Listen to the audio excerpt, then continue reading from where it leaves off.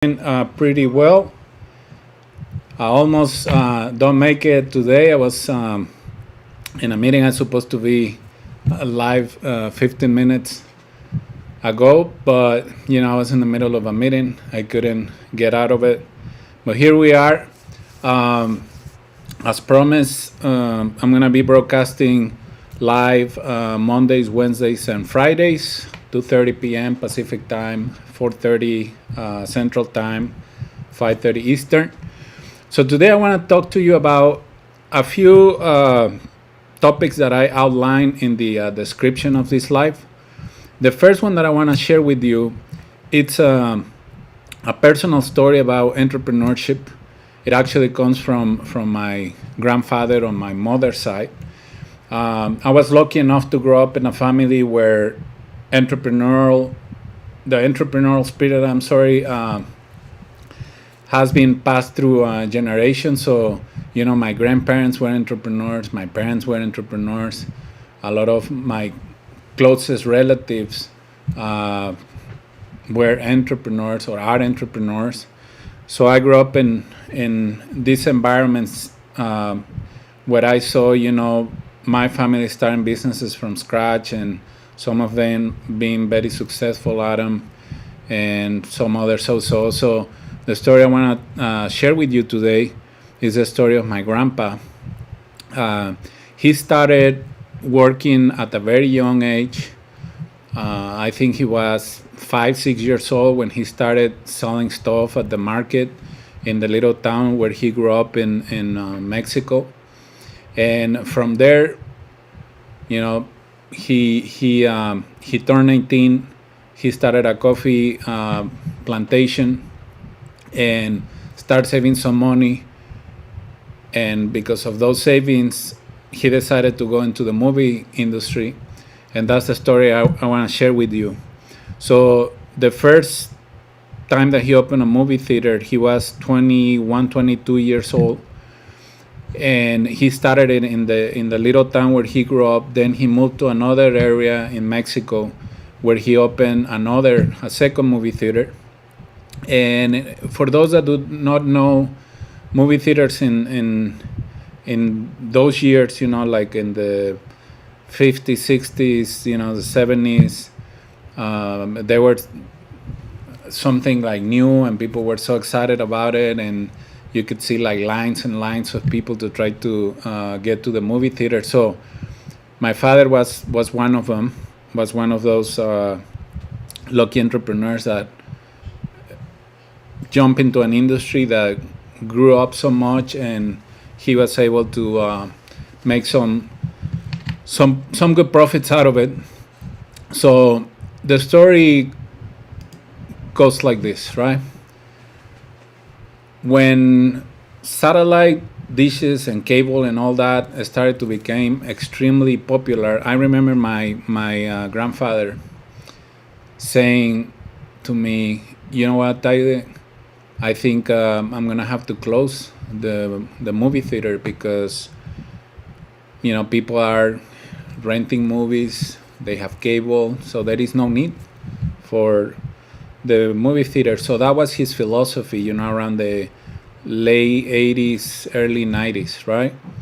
On the other side, where I grew up in Morelia, Michoacan, there was the Ramirez family. And I think like the dad of the Ramirez children probably started his movie theater close to when my grandpa started it, but there were two different mindsets, two different mentalities about the business. My grandpa just went with the flow, and he make a good profit, when the industry was like super hot and everyone wanted to go to movie theaters and stuff. And the Ramirez family, they started to see like ways to innovate within the movie theater industry. Short story is, my grandpa's movie theater closed 2 years ago. So the movie theater was open for 75 years, which I think it's a huge accomplishment also. But the movie theater was open for 75 years. he ended up closing the first location that he opened, so he only ended up with one. So he had two, and he ended up with one. The Ramirez family started with one, and now they are the fourth largest movie theater chain in the world that started in Morelia, Michoacan, by entrepreneurs from my home state, and that's Cinépolis. Maybe some of you have visited some of these movie theaters. You know, if you're in California, in Mexico, they're all over the place. They have movie theaters in India and some other places. So, you know, from one movie theater that is close to another one that is the fourth largest movie theater chain in the world. Why? Because they innovated, they were on top of trends, they optimized the operation of the business, they were very visionary about where the industry was going and the things that they needed to do, not just to survive, but also to thrive, right? They wanted to survive and thrive in the marketplace. And Cinépolis, like I said, it's a huge movie theater chain in the world. And that leads me into one of the reasons why I started the Hispanic Chamber of E-commerce, because I have seen it in my family, you know, from direct experiences. Those that are doing well or have done well is because they have innovated in the way that they provide customer service in everything that they do, you know, and how they manage their operation. If they have websites, if they don't have websites, you know, they're the ones that have websites, they're doing better. So when I look at these success stories and not so successful stories within my family, I know what it takes to start a business, you know, which is kind of like the way that a lot of my relatives started their businesses is the same way that a lot of small businesses start here in America, in the Latino community, and in you know, business owners in general, with savings, loans, credit cards, etc. So from that experience and knowing how hard it is to start a business, I felt like helping in one area that I know that is gonna make a huge impact in the operation and the success of a business to stay in business, which is having that digital presence, which I've been talking about since 2008. So it is important for you as a business owner to understand that right now you have no choice. You have to understand how important it is to have an online presence for your business, because if you are in business, I don't want you to be my grandpa, you know, like, and you know, hopefully your business can survive 75 years. Again, I feel like that was a huge accomplishment on my grandpa's movie theater, that he was able to be in business for 75 years. Movie theaters stay open even after he passed away. So not too many businesses can make it that far. In that situation, you know, there were environmental factors that play a role in helping the movie theater to stay open for that long. But I also know that a lot of small businesses don't want to be like a Cinépolis. They don't want to be like a huge company, you know, with a lot of overhead and stuff. I get that, because some of the business owners that come to us as like, Taide, I don't want to grow my business to like, you know, $5-10 million. As crazy as that sounds, it's like, I just want to be able to pay my bills, have be able to provide to my family, and enjoy life, right? Whatever concept of enjoying means to them. It could be cars, homes, traveling, etc. But what we need to be aware right now is that we have different tools, we have access to different resources that can allow us to become a Cinépolis in the marketplace if we want to go that route. So right here, what I want you to keep out of this personal story is that innovation is important in your business. Right now you have heard the concept of digital transformation and the digital economy and all that. So it is important that you embrace some of the opportunities that the digital economy has to offer for your business, so you don't become the movie theater like my grandpa, that 75 years later he had to put that message on top: adiós y gracias a todos por 75 años. Fin. You know, the impact that this movie theater had in the town where it was very meaningful, you know, for the community and stuff. And I think that's why it survived for so long, because the community embraced it. You know, like there were thousands and thousands of families that went through that movie theater. Children that became parents, bringing their own children, and I think that's why the movie theater lasts that long. But not too many businesses have the opportunity to be embraced by a tribe like my grandpa's movie theater. And the same thing for Cinepolis. You know, they have grown so much because they have been embraced by a tribe to consumers that love the brand, love the customer service, love their facilities, and the experience that they have to provide. So all these little things that you need to keep in mind with your own business. So now, knowing that, coming from that story, we know that in the US there are over 30 million small businesses right now. We know, based on the last data that we have access to, that almost half of them do not have an online presence.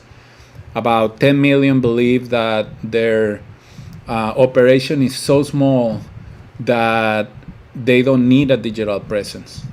There are others that want to get into the digital economy and start participating in the digital economy, but they don't know where to go. They don't know where to have access to it. There may be some folks out there thinking like, I don't believe your thesis of you saying that if a small business wants to have access to the or to sell online, that they won't be able to make it happen.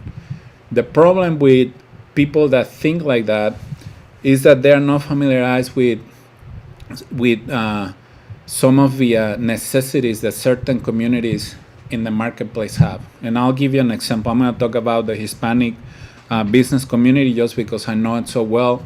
I've been working with Hispanic-owned businesses for the last 13 years, and I can tell you that a big percentage of them, if you talk to them about WordPress, domains, hosting, and e-commerce store, they are gonna have no clue of what you're talking about. You may say like, oh, Shopify, they won't even know what Shopify is because they live in a different world. And not too many organizations are reaching out to these demographics or to this group of business owners because they don't have the time, it's not financially sustainable, they are not interested in helping them out.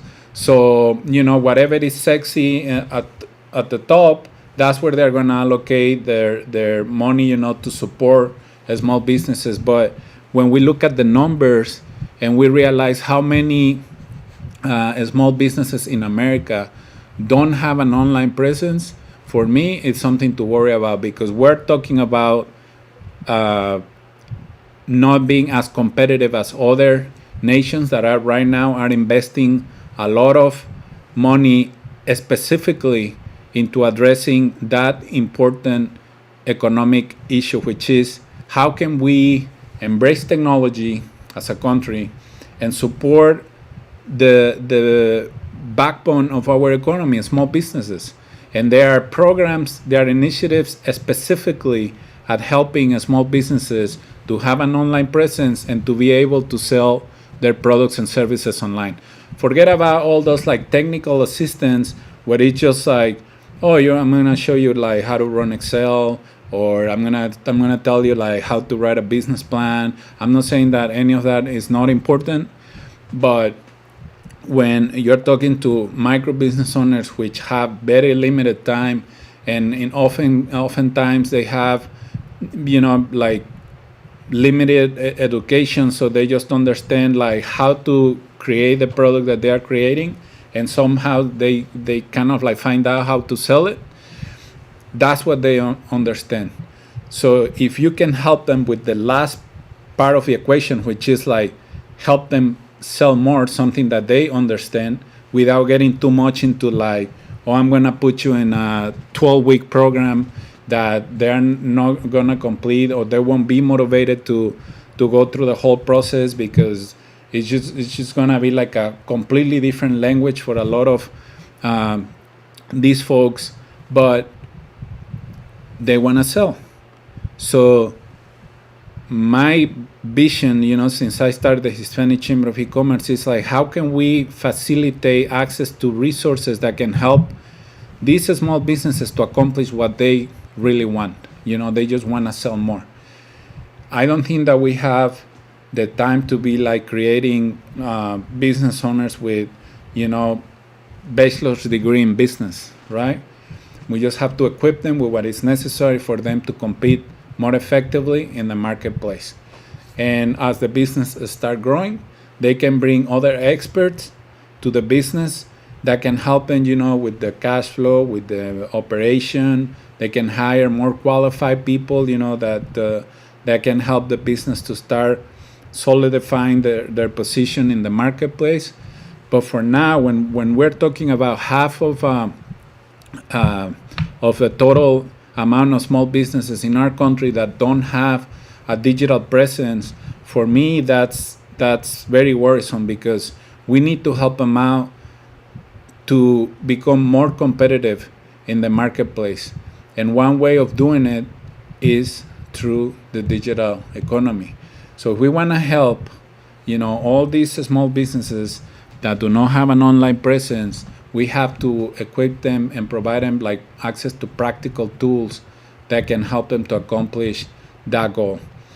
Out of the 4,000 plus chambers of commerce that are in the country, I think all of us have the responsibility to start talking about this in a more meaningful and proactive way, so we can start making that transition. Eventually, it would be great if we could have 90% of the small businesses connected to the digital economy.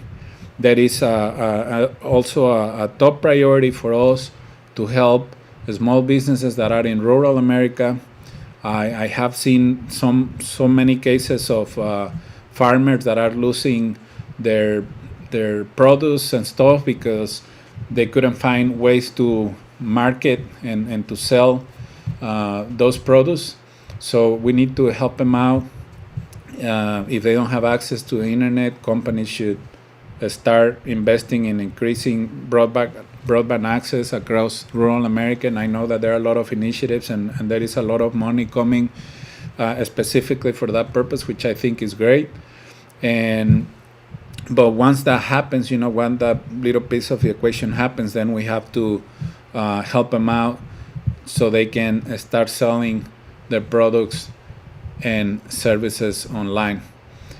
The trends are not blind. I mean, the digital economy is one of the biggest contributors to the GDP in our country now.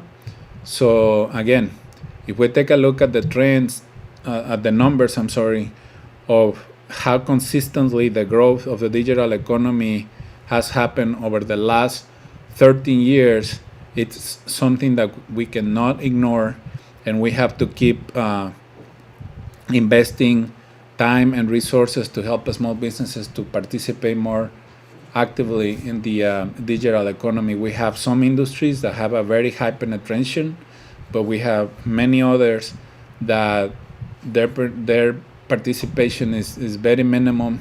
We have a lot of micro enterprises that have zero participation in the digital economy, so we need to change that. I think from my perspective, like business associations, the government, corporations, educational institutions, anyone that is supporting exporters in our country, group purchasing organizations, they need to get involved in this process. We need to invest in digital training for small businesses. We need to invest in trade and export educations for small businesses, because at the end of the day, any business a small business that already has an online store, pretty much the moment that someone creates an online store, that business, from my perspective, it becomes global. And the moment that you ship something out of the country, you are an exporter. Even if you are not like registered as one, your business automatically became global the moment that you ship from something from here, from the US to Europe, or to anywhere in Latin America, Asia, Africa, you name it, right? So that's why it is important to also have very practical programs that it address the importance of exporting your products to other countries, and you can do it through your digital presence. It's easier than ever before. We need to help small businesses to grow and compete more effectively in domestic and global markets. We need to invest in ways to make it easier for small businesses, regardless of geographic location, to use technology to run their business. And not just geographic location, also their zip code. There are many areas in California where there are micro enterprises that have never heard about us, and I'm talking about Hispanic Chamber of E-commerce, or U.S. Business Association of E-commerce, or U.S. Hispanic Chamber of Commerce. They have never heard of any association that they feel that they are going to do something for them, right? They have never heard of us. They probably have heard of some programs from, by the city and stuff, but they don't really do a proactive effort to get these micro enterprises involved in the digital economy. And that's why we have so many American small businesses that are not connected to the internet, and they are not doing transactions online, because if you don't provide resources to do that outreach, it's going to be very difficult to make it happen. And the problem is right now, because it is not sexy to provide grants or money to support those businesses. The organizations that are trying to do something, they're getting very little support, and it is impossible to make that transition. So anyone that has some type of leadership in the business community, I think that they need to start being a little more outspoken about this issue that is affecting the growth and development of our economy. I believe that one way for us to fight poverty, to fight homelessness, and to fight other issues that are affecting our economy and our society is by providing more access to resources to middle-class Americans and to small businesses. But just because they are right in the middle, where you're not at the top and you're not really at the bottom, so oftentimes many people forget about them, or they feel like, no, they're fine, they can do it, they can make it on their own. But that's not the case. So in this situation where we're talking about how important it is to support small businesses, but through practical, meaningful programs, not just we create this whatever program and we're helping 200 small businesses a year and they're getting $1 million for that. Invest $1 million in supporting micro enterprises to get online, and you will see the economic impact that will have in our economy with metrics. The beauty about the internet is that you can measure everything, and you will see the impacts, that the metrics that something like that can create, from job creation, from revenue, from average salaries of people working in these businesses, etc. The economic impact can be very meaningful, and it's time for more organizations to start collaborating together to create this online ecosystem where it is easy for small businesses to have access to everything that they need to survive and thrive in the digital economy. Now, we have heard a lot about social equity and sustainability, and the one thing that I think is going to help to accomplish social equity and sustainability is social business models, digital entrepreneurs that are creating economic opportunities for the low income areas where they live. We have seen it in countries like Latin America where there is a lot of poverty. There have been some successful programs in some areas in Latin America where they have been able to reduce poverty through entrepreneurship and through the access to the internet, because these people now they can find jobs, they can find business ideas that they can translate into a business opportunity. So again, I believe that organizations that are supporting businesses and any other areas within our society that are connected to the digital economy will help to equally connect everyone to everything, and that way we can start thinking about a more inclusive economic development. Last but not least, yesterday I was on Twitter, and I saw this tweet from someone that I follow and I respect, because of the work that he is doing. And he shared this article about, the government says, the article says the government is here to help small businesses unless they are cooperatives. And the article talks about, like why these consumer-owned cooperatives, COPs, don't have access to SBA loans, and the article, explains or gives some reasons why they don't have access to it. But it is hard for me to understand why someone that is doing so much good in the community through an inclusive business project, it's so difficult for them to have access to the resources that can help them to keep providing that economic impact in the community, right? So that's kind of like going back to my previous slide right there that I just showed you. We need to find ways to provide access to capital and access to resources to any social entrepreneur that is trying to make a change in our society. There are some cases, and I'll probably share some next week, of people, in the South, where they created like neighborhood farms to be able to provide food to the people in around those blocks. And they create that, because of their heart and how committed they are to their community, and they want to see their community to be somehow successful, considering the limited access that they have to resources and money and other programs. So I feel like every time that there is someone that is trying to help out the community in a meaningful way, there should be ways to help them out, to support them.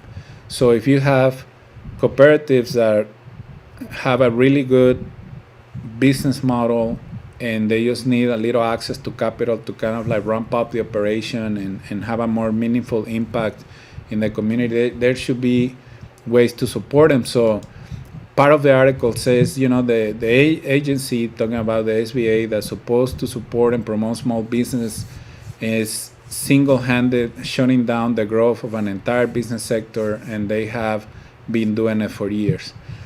So I get the concerns of the SBA, and what oftentimes I feel like people forget about it is like all the money that the government is giving away right now, or that they are investing in programs and initiatives, is coming from the taxes that we pay. So it's not like the government's money, is the American people's money. So the government, as an administrator of the money, they want to make sure that they get it back so they can keep a sustainable operation, and then they keep funding other business that eventually are going to need the financial support, right? So, I took it back and I said, like, you know what, maybe some charity companies can create like a bond that can guarantee the obligation with a third party. And there are industries that are operating like that, and the liability is in the millions and millions of dollars on a monthly basis, and the charity companies have no problem, and they have been very successful at running those bonds. I mean, they make the profit. Of course, there is a risk, but some way they can kind of like limit that risk.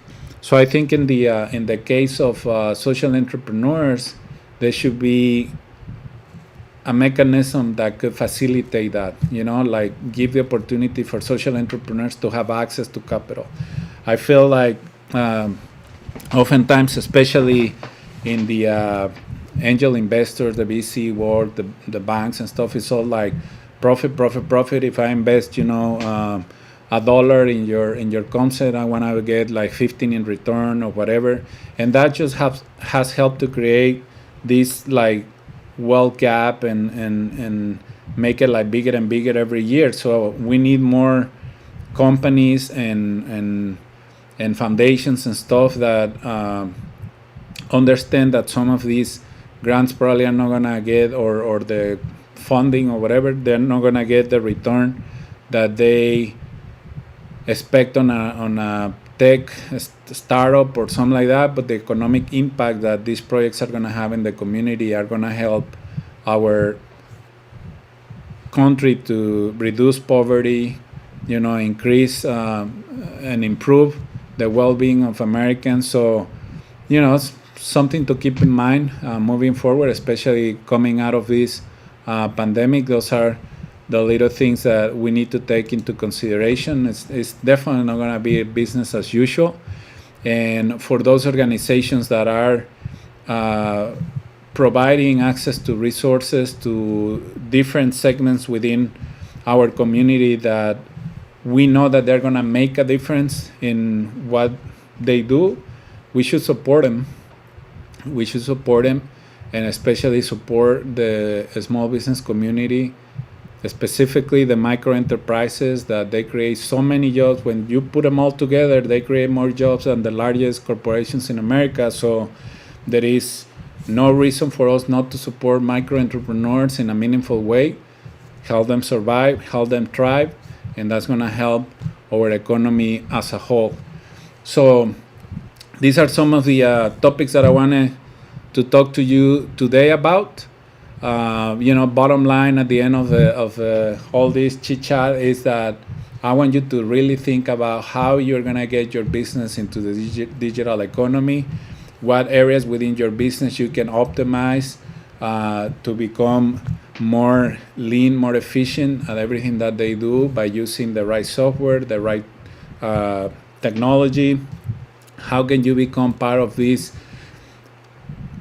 open coming and growing really fast industry that is called the new economy or the digital economy? How can you be involved in this new process that is revolutionizing many different industries around the world and of course in our country? So we need to do anything that we can to actively participate in the digital economy. We have to have our online store, we have to have our website or some type of digital presence, because it's a top priority right now. It's not luxury, it's a necessity. Okay, so thank you very much for watching. I'll connect with you on Monday. Monday is our presentation in Spanish, and then we have our seminar on Wednesday, which we have been doing it, for a few weeks now, and it's a way for us to give members of the association the opportunity to showcase their products, services, and everything that they do, and it has worked out really well so far. Many of you have learned from chamber members, association members, and at the same time, some of you have ended up doing business with them, which is also really good because it's just part of this ecosystem that I was telling you about earlier. So thank you for watching. Have a beautiful day and a very relaxed weekend. And let's get ready for another productive week next week. Thank you so much. Take care.